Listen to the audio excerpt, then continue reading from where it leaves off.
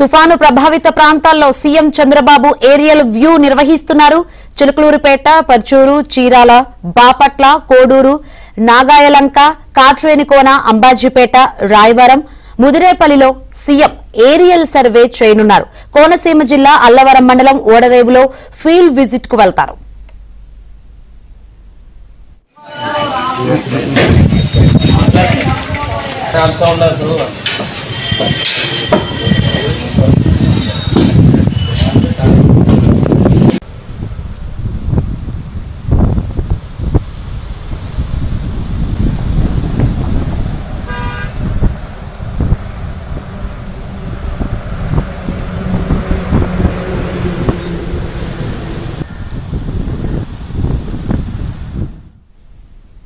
తుఫాన్ ప్రభావిత ప్రాంతాల్లో సీఎం చంద్రబాబు ఏరియల్ వ్యూ నిర్వహించనున్నారు. ఈ వ్యూ సంబంధించి మరిన్ని వివరాలు అందించేందుకు మా ఏపీ బ్యూరో చీఫ్ రామారావు సిద్ధంగా ఉన్నారు. రామారావు, ఏంటి అప్డేట్స్? శంకరి, మెంతా తుఫాను ప్రభావిత ప్రాంతాల్లో ముఖ్యమంత్రి చంద్రబాబు నాయుడు ఏరియల్ వ్యూకు కొద్దిసేపటి క్రితం ఉండవల్లి నివాసం నుంచి బయలుదేరారు. ముఖ్యమంత్రి చంద్రబాబు నాయుడు ఈరోజు ఏరియల్ వ్యూ ద్వారా పలు జిల్లాల్లో తుఫాను ప్రభావిత ప్రాంతాల్లో ఎక్కడైతే పంట నష్టం జరిగింది, అదేవిధంగా రహదారులు ఎక్కడ దెబ్బతిన్నాయి అనేది పలు జిల్లాల్లో ఆయన పరిశీలించనున్నారు.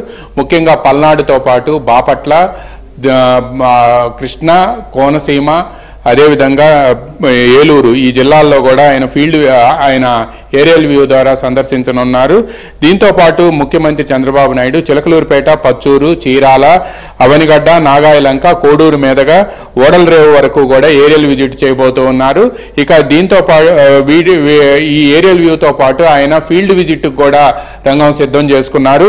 కోనసీమ జిల్లా అల్లవరం మండలం ఓడలరేవులో ముఖ్యమంత్రి చంద్రబాబు నాయుడు ల్యాండ్ అవ్వబోతూ ఉన్నారు.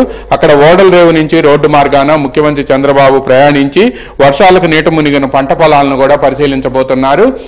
అక్కడి నుంచి పరిస్థితి ఆధారంగా, అంటే ముఖ్యంగా ఉభయ గోదావరి జిల్లాల్లో పంట నష్టం, తుఫాను ప్రభావం ఎక్కువగా ఉంది అని చెప్పి కూడా అధికారులు ముఖ్యమంత్రి చంద్రబాబు నాయుడుకి నివేదిక ఇచ్చారు. ఈ నివేదిక నేపథ్యంలో ఆయన పంట నష్టాన్ని స్వయంగా పరిశీలించడంతో పాటు నేరుగా సీఎం అక్కడికి అమలాపురంలో ఈ రోజు రాత్రికి బస్ చేసే అవకాశం ఉంది అని కూడా అధికార వర్గాల ద్వారా సమాచారం అందుతుంది. ఎందుకంటే ముఖ్యంగా కోనసీమ జిల్లాతో పాటు అక్కడ కాకినాడ జిల్లా, అదేవిధంగా నరసాపురం, ఈ ప్రాంతాల్లో పంట నష్టంతో పాటు రోడ్ డ్యామేజెస్ కూడా ఎక్కువగా ఉన్నాయి. పలు ప్రాంతాల్లో కోనసీమకి అందాల సీమ అని కూడా పేరుంది.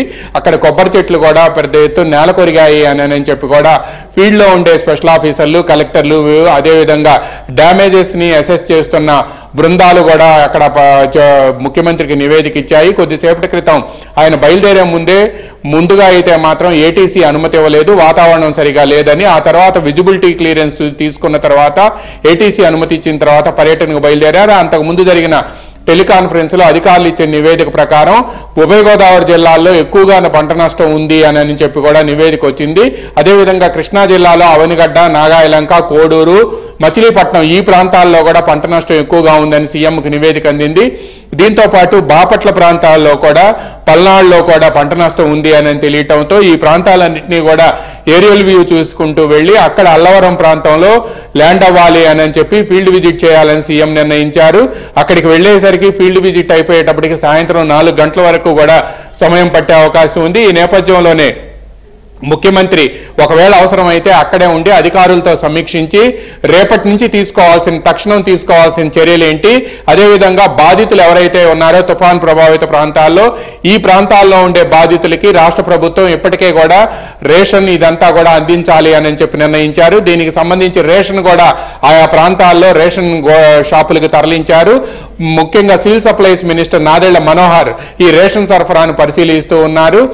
దీంతో పాటు సెక్రటేరియట్ నుంచి హోంమంత్రి అనిత, ఐటీ మంత్రి నారా లోకేష్ తో పాటు రెవెన్యూ మంత్రి అనగాని సత్యప్రసాద్ వీళ్ళంతా కూడా రేషన్ ఎక్కడెక్కడ సరఫరా చేయాలి, అదేవిధంగా పంట నష్టం జరిగిన ప్రాంతాల్లో డ్రోన్ టెక్నాలజీ ద్వారా కూడా పంట నష్టాన్ని అంచనా వేస్తూ ఉన్నారు. ఈ నేపథ్యంలోనే మొత్తం సహాయక చర్యలను అక్కడనే ఉండి పర్యవేక్షిస్తే ఎలా ఉంటుందనే అంశంపై కూడా సీఎంఓ ప్లాన్ చేస్తూ ఉంది.